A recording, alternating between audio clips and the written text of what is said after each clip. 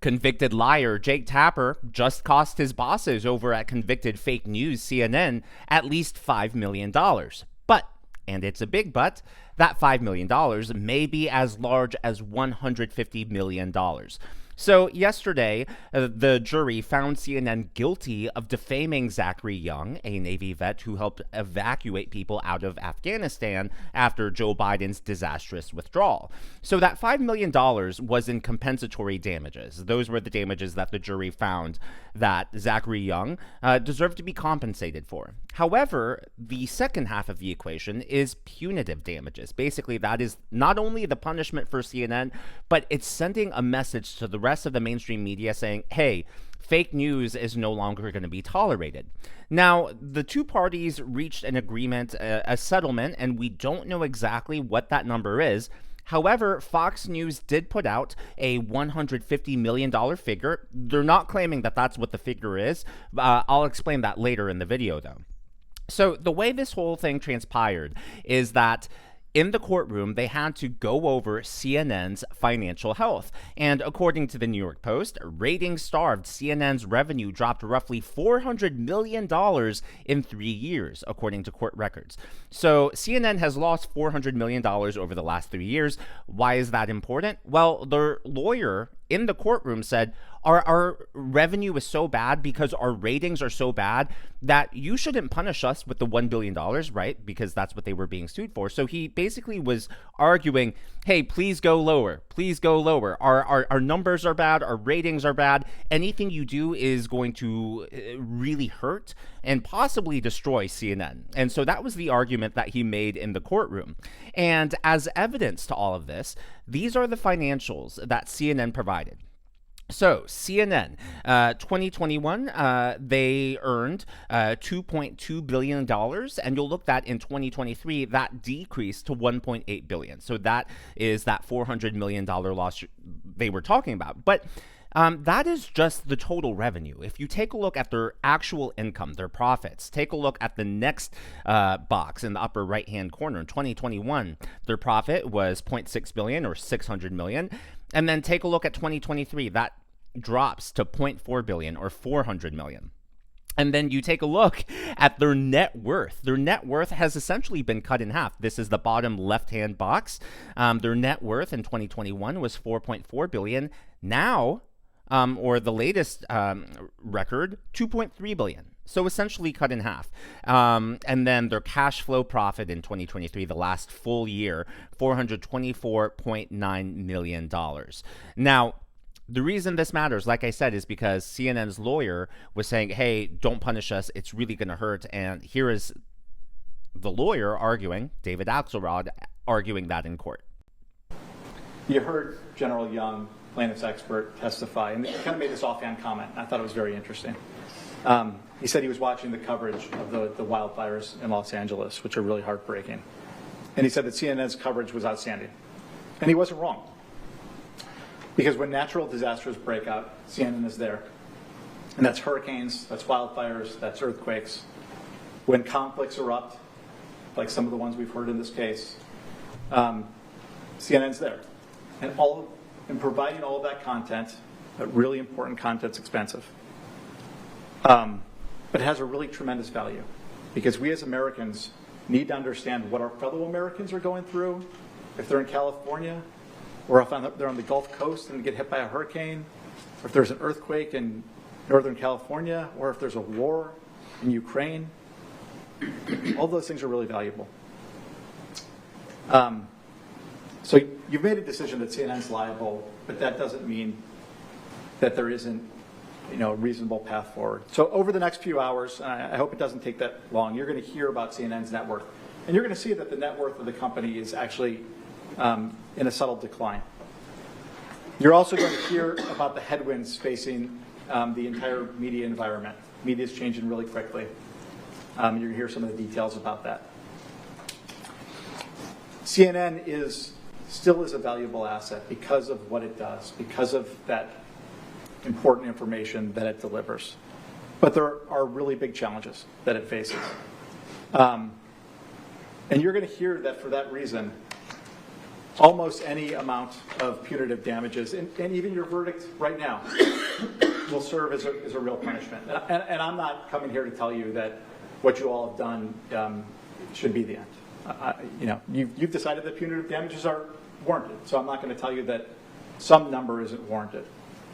But I am going to tell you that your judgment has an effect. Yeah, it really sounds like CNN's lawyer has his tail in between his legs, and I just love, if I understand what he said correctly, I love that he referred to CNN's decline as quote-unquote a subtle decline, which, if you're taking a look, again, at these metrics, going from $4.4 billion, their net worth in 2021, to $2.3, being cut essentially in half, I would not call that a subtle decline. So earlier in the video, I referenced this $150 million figure, and many of you are probably wondering, where did I get that? Again, this is not confirmed as what they got, and I'll explain. So Fox News reports the settlement amount was not disclosed, so none of us know. However, the settlement announcement came after an expert witness suggested $150 million was a fair amount to punish CNN. So that leaves the question, that was what the expert witness said and testified on the stand. Is that what the jury agreed to? And as I've been following this case, it really seems like the jury was following the law. They were following the intent, the spirit of the law, and taking a look at just all the considerations. So I would not be surprised. I'm not a betting person, but if I was a betting person, I would put my money on the jury following what the expert witness recommended and suggested. If anyone else has any other information, or if anyone else has any other theories, let me know down in the comments below. But as of right now, in my heart of hearts, my belief, again, I have no evidence, but just based on what's publicly available and based on the behavior of the jury, my personal belief, my personal opinion is that this is now totaling $155 million. So $5 million in the compensatory damages, and then $150 million for the punitive damages. Again, that is not confirmed. The settlement was not disclosed, just my opinion. Now, next on the chopping block is CBS. So in case anyone's missed this, Donald Trump is suing CBS for $10 billion. And that's because they edited the interview with Kamala Harris, right? So Kamala Harris is known for her word salads. She's known for nonsense and just making a fool out of herself whenever she talks. So what happened was CBS was accused of editing their interview with Kamala to make her seem more coherent. They edited out portions of her answer. They aired something like in a commercial, and then when it actually aired on TV and online, it was different. And so people picked up on this. Well, it turns out, just after news of the CNN lawsuit results broke, CBS, this is according to the Wall Street Journal, their owner is discussing settling with Trump, and then they're also reviewing a merger. So again, it's like we're entering a whole new age here. It'll be interesting if they settle. I believe the CBS lawsuit is smaller than Dominion's lawsuit against Fox, and Fox settled for like $700 million. So we'll see how this all turns out. Now, Donald Trump is being inaugurated on Monday here in a few days, and there are already protesters in Washington, D.C. Now, the Democrat resistance this time around has been a lot smaller. It's been a lot quieter. It's essentially been a lot more muted compared to 2017. In 2017, we had the Women's March, all the people in the pink pea hats. Well, there is a group out there. It's reported that about 50,000 people showed up. This is according to Frontlines. All right, guys, we are inside the People's March. People say there's about 50,000 people here, and they are all here to fight against Donald Trump, to stand back. You can see the speakers over there. There's people dressed up. We have someone in masks over there, like Halloween masks. We have so many people out here, and it's not even supposed to begin until 1 o'clock. Some of them are angry, vile. Other ones are just old people. But yeah, I'm going to keep you guys updated. Make sure you guys follow me on X, @DiddleTV. Sorry, I misspoke. Turning Point USA, not Frontlines. Though I feel... Never mind. I was like, I feel like the two are connected, but maybe not. And you'll notice there he referred to it as the People's March, which again is very different from 2017 when the Democrats got super divisive. I really feel like that was the start of woke politics and gender identity politics, because Back then, it was like the Women's March, and now they're finally realizing the errors of their ways, calling it the People's March, and, you know, at least not dividing us based on all these different immutable characteristics or whatever you want to call it. You'll notice they were all bundled up. They just, even in the video, you can tell it's really cold. And the reason I bring that up is because it's going to be historic cold in Washington, D.C. on Monday. So Trump's inauguration has actually been moved indoors to the Capitol Rotunda. There's a lot of speculation that it could also be in response to security threats, and that maybe they're also doing that. You know, not only are they taking the weather into consideration, but they're also wanting to make sure that it's as secure as possible. You know, there have been at least 2 high-profile attempts on Trump's life, so it makes sense that they're going to take all those precautions. And another thing is the inaugural parade, instead of going through the normal route, is going to be held indoors at the Capital One Arena. So again, that's just something to keep in mind as we approach Monday. Now, one more thing. Trump has 100 executive orders on day one, and I'll go through that as we get closer to Inauguration Day, or perhaps Inauguration Day itself. He is going to be hitting the ground running, and apparently someone, we have no idea who, but someone leaked to the Wall Street Journal that mass deportations are beginning immediately on Tuesday, and Chicago is first on the list. So according to the Wall Street Journal, Trump to begin large-scale deportations Tuesday. Chicago will be an early target with as many as 200 officers, and I've read other articles saying that these are specifically 200 federal agents being sent to carry out the operation, say people familiar with the planning. So it'll be interesting if we ever find out how that got leaked, or whether or not the leak was true. We'll find out here in a few days. But again, this just proves that the Trump machine for term 2.0 is a well-oiled machine. They are hitting the ground running. They know that they are on a strict timeline. The midterms are in a few years, and so Trump needs to make the most of his political capital, right? He has a great honeymoon period, quite frankly, a honeymoon period that he didn't enjoy in 2017. Not only that, but the support for his policies are even higher than his approval numbers. And again, his approval numbers today are higher than his approval numbers not only 4 years ago, but 8 years ago. So it's going to be a very interesting and, quite frankly, I think exciting second term. As always, all of that is just my opinion and analysis. That's what's going on in the world of politics from my point of view, and I would love to hear from you. So, again, the CNN lawsuit, we don't know what the punitive damages were, and I would like to hear your thoughts on that down below. Do you think it's the $150 million that the expert witness recommended? Do you think the jury just said, hey, he threw out a solid figure, he's the expert witness, he testified under oath on the stand, we're going to go with that? Or do you think that they negotiated another figure?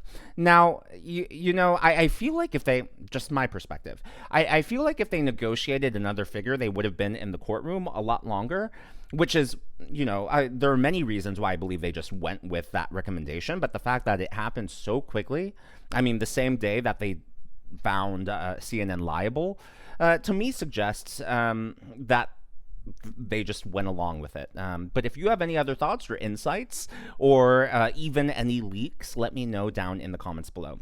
Last but not least, those of you who have been following the channel for a while know that I've been eyeing, it has been my goal for so long to break 100,000 subscribers. We are on the cusp of it. I cannot believe it. And like, I'm giddy. Like, I'm excited because you know, you set a goal and it feels like impossible, and to be this close is like surreal. I can taste it. With all of that being said, those of you who have been following know that it's been my plan to reveal the names of my pets, my dog, as well as my cat, to celebrate reaching 100,000 subscribers. If that happens, I just want to let everyone know, because it's going to be a crazy 48, 72 hours with the inauguration. So, like, let's say that happens today. Let's say that happens tomorrow. I'm going to save the reveal for after the inauguration. It might not happen. The channel, you know, subscriber growth may stagnate. But in case it happens, I want to let you know that I haven't forgotten, or I'm not breaking my promise. I'm just, you know, prioritizing the news, because it is a news channel. But for those of you who are new, we have a guessing game going on. to guess the pets' names. Anyone who guesses their names correctly will be entered to win 1 out of 5 $50 Amazon gift cards. So there are 5 $50 Amazon gift cards if you guess their names correctly, and every name you guess correctly, you get 1 entry into this raffle. So everyone who has guessed the dog's name correctly is on your screen. There are going to be 3 cards. So this is group number 1 who guessed the dog's name correctly. This is group number 2. And last but not least, this is group number 3. Those are all the people who have guessed the dog's name correctly. Now, there are also people who have guessed the cat's name correctly, and that's who you're seeing on your screen right now. This is group number 1, and then this is group number 2. So all of you have been entered at least once for the dog's name and the cat's name, and then there are some people, yes, believe it or not, who have accurately guessed both names. This is group number 1 who have guessed both names correctly. And last but not least, group number 2. It's been a lot to keep track of. So if I made a mistake, or if you feel like I left your guess out or your name out, let me know. Like, email me, State of Daniel. It's just the YouTube channel name, stateofdaniel@gmail.com. And one other thing, if you have guessed since yesterday at Friday, 11 a.m., if you've guessed within the last 24 hours, your name is not included there, just because I made those yesterday intending to make a video and I didn't have time to make another list. So if you have guessed within the last 24 hours and your name was not included, don't fret. Like, you're probably correct, and I'll include it. Like, let me see. I know a few of you emailed too. William, Dana, Daryl. Like, I have all your guesses. You've been included, so don't worry about that. Last but not least, here are the 4 clues. This is the last set of clues that everyone's going to get. So for the dog, he is named after a dragon in a fantasy series. Clue number 2, if you can identify Chef Ramsay, you have the ingredients to scramble my name. Clue number 3, do you hear what I hear, Joe Rogan?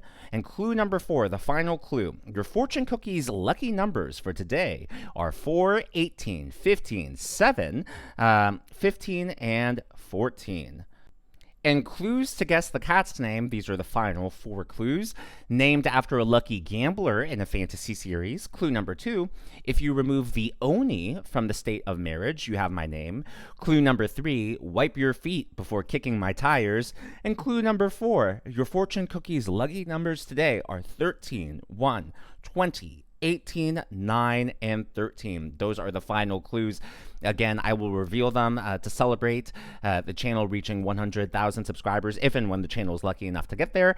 Reveal both their names, their adoption stories. We'll celebrate some of you. There are many people I would like to thank, and then obviously we'll do the raffle. 5 $50 Amazon gift cards. If you haven't already, please be sure to give me a thumbs up. I know it's a simple thing to ask for, but it really does help me reach more viewers like you in the algorithm. Be sure to smash that subscribe button and to check out one of these videos.